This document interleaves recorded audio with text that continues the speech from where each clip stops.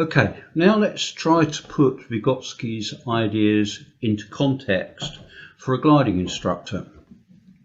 We can look at Vygotsky's ideas and consider them as three concentric circles, and the inner circle representing his existing skill and his existing knowledge. Outside of that, the zone of proximal development represents those tasks or those skills and abilities that the pupil can develop quite easily or readily, as long as he has some guidance and assistance from you. And then on the outside of that, the third and final circle represents those tasks which are just a step too far and shouldn't be attempted at this stage. When we're planning lessons, let's keep them in a step-by-step format, maintain a logical progression as we're going through that, so it makes sense that the second lesson follows the first, and build on the pupil's existing knowledge wherever we can do that. And by doing that, and doing that effectively, we will naturally help to build the pupil's confidence in his own abilities. The whole process we start by teaching the pupil how to handle the glider and not assess where he is or what particularly he's doing. So he needs to first learn how the controls work, what they do, and the forces that are involved in the controls, and how far he needs to move a control to get the effects that he's looking for. And that is simply done by practice. When we've got some mastery of that, we can move on to the second step, which is judgment training. And in the judgment training, we will teach the pupil how to assess his progress and ensure that he's in the right place or things are progressing the way they should do by using his judgment skills.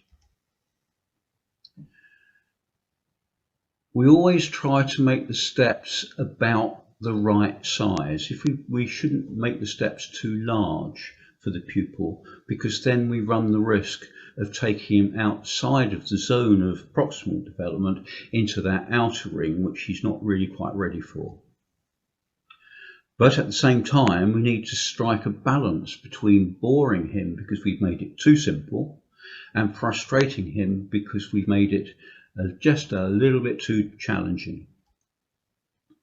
And when the pupil has learnt a new skill, remember that he probably will need just a little bit of time to practice and consolidate on what he's already learned.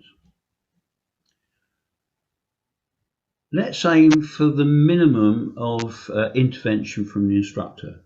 It goes without saying that if the situation is critical and you need to take control, then that's what you should do. However, in the normal course of events, try not to intervene if the pupil is actually coping with the situation and they're just developing their own skill. Your interventions here might actually be counterproductive.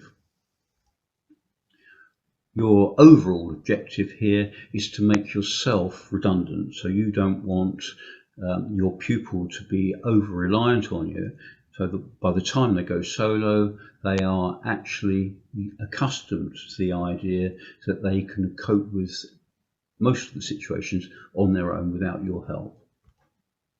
So in summary, the zone of proximal development is a very useful framework for you to work with, and it'll help keep you on track with your lessons.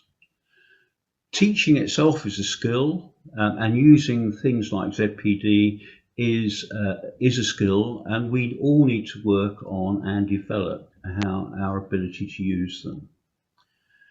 And if you do that effectively, then ultimately you will be a better instructor for it. So thank you for watching. I hope that made some sense, and I'll see you next time.